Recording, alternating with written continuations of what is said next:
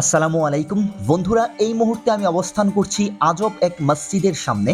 কয়েকশো বছরের পুরনো এই মসজিদটি নির্মিত হওয়ার পর থেকেই আজ পর্যন্ত কোনো মানুষ এখানে নামাজ পড়েননি। কি এমন রহস্য লুকিয়ে আছে এই মসজিদের নেপথ্যে? কেনই বা কোনো মুসল্লি আজ পর্যন্ত নামাজ পড়েননি? কোথায় বা এই মসজিদের অবস্থান? সম্পূর্ণ তথ্য জানাবো আপনাদের আজকের এই ভিডিওতে। মূল গল্প বর্ণনার শুরুতেই আপনাদের কাছে ছোট্ট একটি রিকোয়েস্ট, আপনারা যারাই ভিডিওটি প্লে করে দেখবেন সবাইকে অনুরোধ রইল আপনারা একটি লাইক দিয়ে যাবেন। পুরো ভিডিওটি ভালো লাগলে অবশ্যই ভিডিওর শেষে একটি কমেন্ট করে যাবেন এবং আমার এই চ্যানেলটি সাবস্ক্রাইব করে পাশে থাকবেন।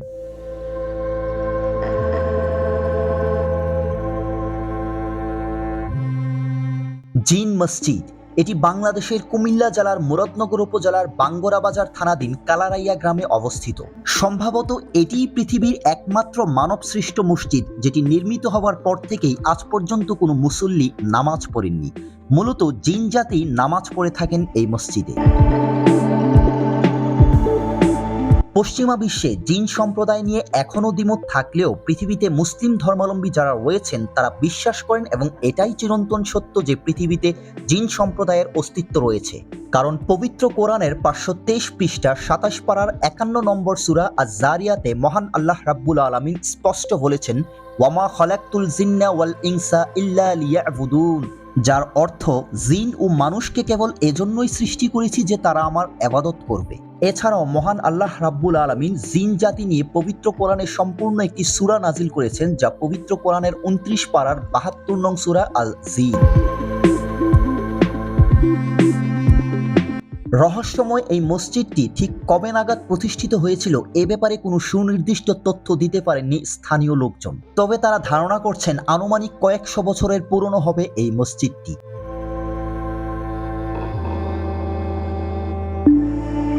স্থানীয় মারফতে জানা যায় এই গ্রামের একজন আধ্যাত্মিক সাধক লাঠুম শাহের একনিষ্ঠ খাদেম জনাব হানিফ নুরি গত 10-12 বছর পূর্বে মসজিদটি সংস্কারের মাধ্যমে পুনর্নির্মাণ করেন।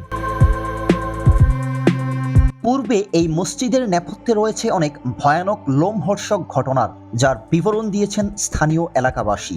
কিন্তু সম্প্রতি হানিফ নুরি মসজিদটি পুনর্নির্মাণ করার পর থেকেই কারো কোনো ক্ষতি করছেন না জিন সম্প্রদায়। তবে জিন সম্প্রদায়ের অস্তিত্ব যে রয়েছে এই মসজিদটি, এটি শতভাগ নিশ্চিত করেছেন স্থানীয় এলাকাবাসী। তাই পরন্ত বিকেলে অর্থাৎ সন্ধ্যার পর থেকেই স্থানীয় কোনো লোকজন এই মসজিদের সংস্পর্শে আসেন না এবং রাত যত গভীর হয় জিন জাতির আনাগোনা ততই বেড়ে যায় এই মসজিদে এবং মসজিদের আশেপাশের এলাকায়। এমনকি তাদের বাচনভঙ্গিও স্পষ্ট প্রতিনিয়তই শুনে থাকেন স্থানীয় এলাকাবাসী।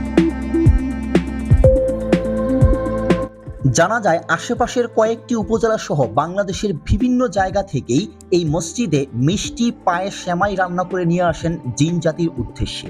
অনেকেই বিভিন্ন ধরনের মানত করে থাকেন এখানে এসে। হানিফ নুরি মসজিদটি পুনর্নির্মাণ করার পর থেকেই আজ পর্যন্ত এই মসজিদের গেটের তালা কখনো খোলা হয়নি। এই গেটের ভেতর থেকেই অদ্ভুত সব অঙ্গভঙ্গি এবং বাচনভঙ্গি প্রতিনিয়তই শুনে থাকেন স্থানীয় এলাকাবাসী।